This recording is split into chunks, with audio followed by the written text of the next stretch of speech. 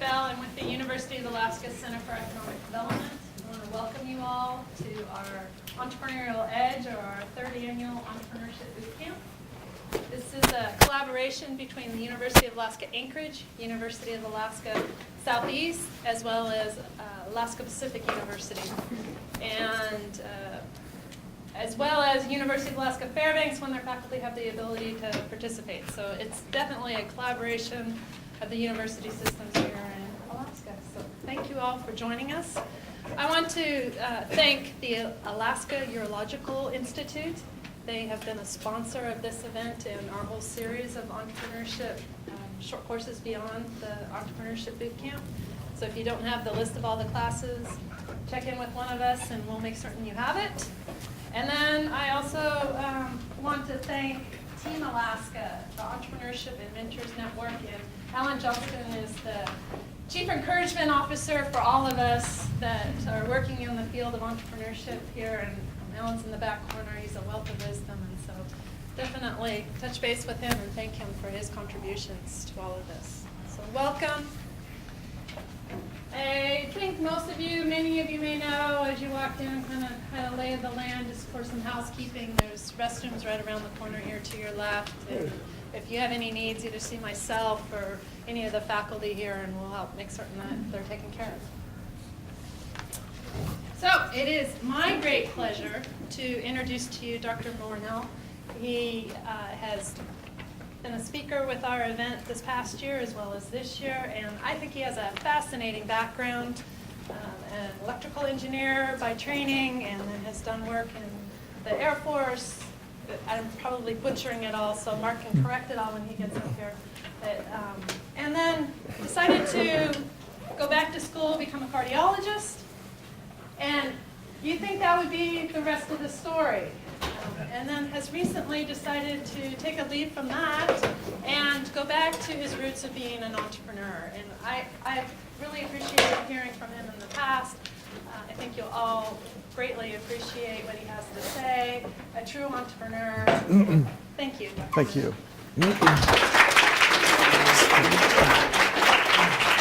Okay. Is this thing, is it working? Can y'all hear me okay? Good. All right, here we go. So I don't have anything officially on the screen here. I did bring a few props, okay? So we'll try to dig those out of the bag here as we go along. I want to thank you all for having me back. I really do appreciate it. It's fun to get out here and speak with you all. It's my understanding this time around, you folks are pretty new at this, right? In the nod of heads, this is all for people who want to be entrepreneurs, right? And kind of getting out there, first timers. Excellent. So this is a good venue. That's kind of how I crafted my talk today. I think we have about 45 minutes or so. I can go faster, shorter. As soon as we're done, we can ask, or I'll answer your questions if you have any. And if you want to get in touch with me afterwards, if you have any specific comments, questions, if I can help you in any way, grab me out back, because I do love getting involved and trying to help new folks starting businesses. I think it's a great way to go through life, and good luck to you in advance.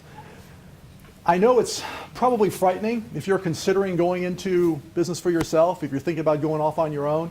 You're probably wondering, how on earth do I do this? You probably have a whole lot of fears. I do. I still do. I wake up. You can ask my wife. She's back there in the back. I still wake up 3 o'clock in the morning in a cold sweat thinking, what in the world am I doing, in this environment? Why am I doing this? The kids run around. They expect to be fed. The power should be turned on somehow. So you've got to work through all of these personal issues. You've got to come to grips with, with certain things before you decide to do it. But when you decide to do it, do it. And don't do it halfway. And we'll talk a little bit more about the skills and the attributes, and I think of the qualifications that you kind of need to to get the ball rolling if you want to be an entrepreneur. There are probably 3 main fears, and I'll start with trying to just give a little overview of that. The 3 main fears that people seem to have before they kick off into an entrepreneurial lifestyle. After that, I'll go through 7 or 8, like I say, 7 or 8 attributes that I think people need to be successful. Okay, this is certainly not a list that you have to have all, and you may not have any of them, or you may have more of them. But it's kind of a series of things that I think if you polled most people who have started their own company, they'll say that these are probably key. So first of all, you want to be an entrepreneur. You're thinking to yourself, I don't like what I'm doing. I think there's more out there. I like to give something a try. I want to chase a dream. All that's normal. But you might be wondering to yourself, where's this going to lead? How's this going to end up? Is it going to end up anywhere favorable? So with that thought in mind, let me dig into my laundry bag here and get out something. Please be in here. Okay. Remember this book, The Da Vinci Code? Who's read this? Everybody? A lot of people, right? This was Dan Brown's, I think it was his 4th book. I think he had 2 sort of no-hitters before he came out. Then he had Angels and Demons. Then he came out with this guy. And this thing sold, well, I think I read somewhere between $200 to $400 million worth of stuff. It was either book or movie rights or tours or paraphernalia of all shapes and sizes because of this book.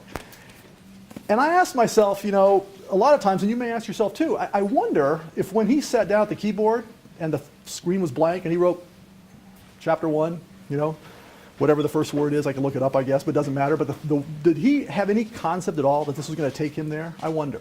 I doubt it, because it's very unusual for somebody to achieve this kind of success. But the take home of that is it's not unheard of, right? Because he did it.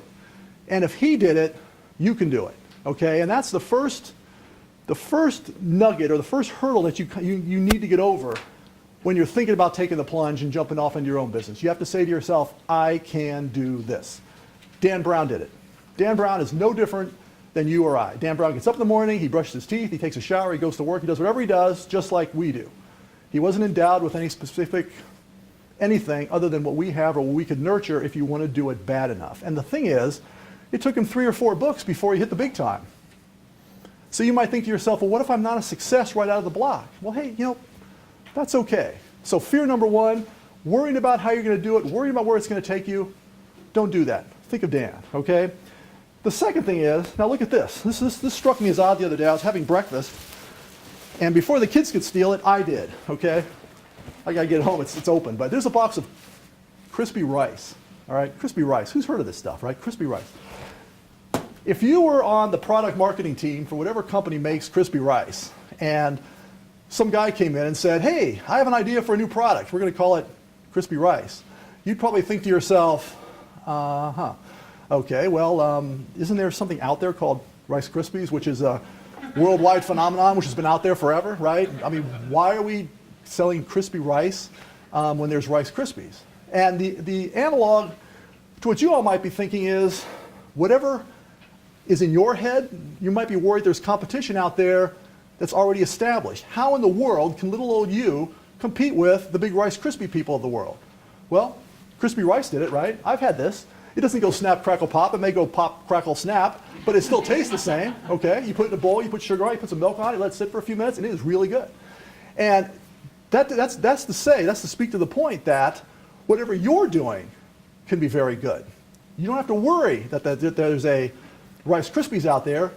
You can have your own crispy rice. And there is a little bit of, when you think about it, when you actually drill down and think about crispy rice, their goal may have never been to unseat Rice Krispies as the premier puffed rice cereal. They may say, if we can get 2 or 3% of the market, if we can get a little bit of market share, we can get a fair amount of money out of that. We can be successful selling crispy rice, right? Think about that. Somebody's already proven the concept that people like to eat puffy rice balls in a bowl with milk and sugar on it. You don't have to worry about that.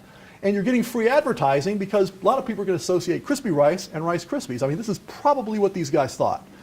So when you're doing your idea and you think to yourself, oh, holy cow, there's already 14 of these things out there, that doesn't mean that there's not room for you out there. So you shouldn't immediately slam the door on yourself and say, I'm not going to do this because that's out there. Now, I think about that too. When I'll go through a little bit of my story, I worry about that all the time. I worry about that, and I'm sure everybody worries about that, but try not to worry about that. The last thing is this, my iPhone. How many people have an iPhone? Probably everybody has an iPhone, right? Or an iPad or an i-something, right? Okay. What is so special about this? Okay, when you actually think about this, what is in here? Okay, there's nothing really spectacular, earth-shaking, new concepts in here, right? There's a music player. You can get a Walkman. You can run around with that. There's a GPS thing. You can carry one of those around.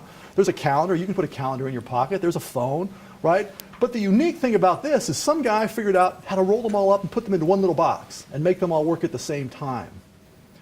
So you might say to yourself, well, gee whiz, you know, I might not be smart enough to come up with some whole new idea. I can't really develop some earth-shattering new product. And I might agree with you on that one because there are an awful lot of cool things out there. But that doesn't mean that you can't take currently existing things and bundle them in a certain way and repackage them and reserve them in a manner that hasn't been done before. So think about that. So the next time you're going along thinking, in order for me to be successful, I have to come up with some whole new product, some new idea, something completely earth-shattering, groundbreaking, revolutionary. None of the above. You could take a couple of things that are so far have been disparate and put them together. I had a buddy of mine who was working over at the hospital. He walked into one of these heart procedure rooms where there's just probably 10 or 15 pieces of equipment. Each one of those pieces of equipment has its own little monitor. And he thought, boy, that must be hard for the doctor in there to have to look at each one of these things. You know, what the hell? So he figured out a way to take all of those things, multiplex them into a monitor, and just show all the readouts of each individual machine on one monitor. Hardly a big idea, right? He tried to sell that to GE for $75 million, that concept. Now, they didn't pay for it. But the point is, and that brings up another point, he had the you-know-whats to do that. But the fact of the matter is, he built himself a company around the idea of taking things that were already out there and just refocusing them and then repackage them in their own way. You can do that too, all right? So the three big fears: worrying about competition, try not to. Worrying about if you're smart enough, try not to. Worrying about where this is going to go, try not to do that too. If you Google Steve Jobs online, you can find out that or you can see that he's got these little things on YouTube where he talks about stuff, he shares his insight with you. And one of the things he said was, once you get over the fact that everybody out there is pretty much the same as you are, that you're no better, no worse than anybody else, it's amazing the kind of stuff you can accomplish in that regard. So as you're sitting here, you're already taking the first step over a fair amount of people that are out there that don't even know or don't even feel like they should even be coming in here, but you're already coming in here. So you're taking the first step. So you're getting there, and that's good. Always keep in mind, too, that, well, I guess I've already said this, but I'll say it again because it's on my notes, so I don't want to forget it, but make sure that you understand the concept, why not you? Why not me? Why not you? I can do it, you can do it, they did it, you can do it. And I'll keep going over this a couple of times because it's important that you go over it a couple of times. As you're launching your company, as you're putting things together, as you're putting ideas together, you may think they're really stupid. You may think they're juvenile, infantile, sophomoric, whatever other kind of self-deriding terms you might come up with. But in essence, they're really not, because people out there are going to be dazzled probably by what you're doing. So don't talk yourself out of a good idea. Go ahead and do it. What I'm going to try to do now is go through what I call the 8 C's of a startup, okay? The skill sets, the attributes, sort of the physical characteristics and mental characteristics that you probably should have some of these if you're going to get out there and do this, okay? The first is confidence, okay? It's absolutely 100% critical that you have self-confidence, because when you declare to the world, or even before you get that grandiose, if you declare to your loved one, your spouse, your friends, that you're going to go off and do this, you're going to start getting some pushback, okay? It's going to be, some will doubtfully be malicious, but you're definitely going to get some pushback. People are going to come to you and they're going to say, "Oh, really? In this economy? What, are you kidding? I mean, you're a smart person. I like you, but you've got that mortgage, and you've got those kids, and really?" And you're going to hear that stuff all the time, and you're going to hear it from this little voice in the back of your head all the time. The key is to overcome all that, and remember, you're the expert. Whatever you decide you want to do, you are the expert in that idea. Nobody knows your idea better than you do. So say to yourself, I am going to squat on that piece of ground, put in my flag, and that is going to be my area where I'm going to be the number one dude here. I'm going to be the number one, whatever in this cattle herd. I'm the main bull, or whatever female bull is, So anyway, whatever that is. But you're going to be the number one person in that space, and that's you. And you have to have that mentality that you're going to do that, and don't let anybody knock you off that, because it's going to happen. People are going to try. Okay, so the first thing, confident. Be confident. And when you go speak to your potential clients, again, you must not only have the confidence in yourself, but then you have to take that confidence and extrude it or put it out there so that people feel that you're confident. People know, or they get a sensation that if you're confident, if you're, what's the word I'm trying to say? If you really believe what you're selling, they'll believe it too. And let me give you an example. So what's going to happen through this is I'm going to try to give you some stories about my history to kind of tie those things in there. When I was 25, I graduated from the University of Dayton with a degree in electrical engineering, and I went to work for the Air Force as a project manager. I did that for a couple of years until they canceled my project. So I went to work for Hewlett Packard. I was a sales guy for them. And when one day, some of my college buddies called me up and said, hey, we're going to start a company. You want in on this? I'm like, yeah, sure, whatever. So went and met with these guys. We decided to form up a little software company. And at the time, you could do what they call SBIR programs, Small Business Innovation Research Programs. And I think they still have those nowadays, but the requirements may be a little bit different, but whatever, it doesn't really matter. At the time, what you could do is you could submit these proposals, and if you won one, then that kind of gave you about $50,000 at the time and gave you some money to get going. It was kind of like a seed kind of a thing, a seed venture, a seed capital type of thing. So we got together, and we bid on 4 or 5 of those things, and we actually won one. And the one that we won was writing software for the U.S. Army, okay? And you can tell how old I am because we actually wrote this software in Lotus 123, okay? So pretty old stuff, right? But the fact of the matter is that one day, we were actually, somewhat successful doing this. I mean, it was fun, but we were a bunch of young guys. We were in our 20s. We were college buddies. We were fraternity guys. But one night we were sitting around having a pizza and some beer, and I remember one of my buddies, who was my technical partner. I was the marketing president guy, but this guy was sort of the brains behind it. He was the guy that would sit around and read math books or textbooks and remember them, okay?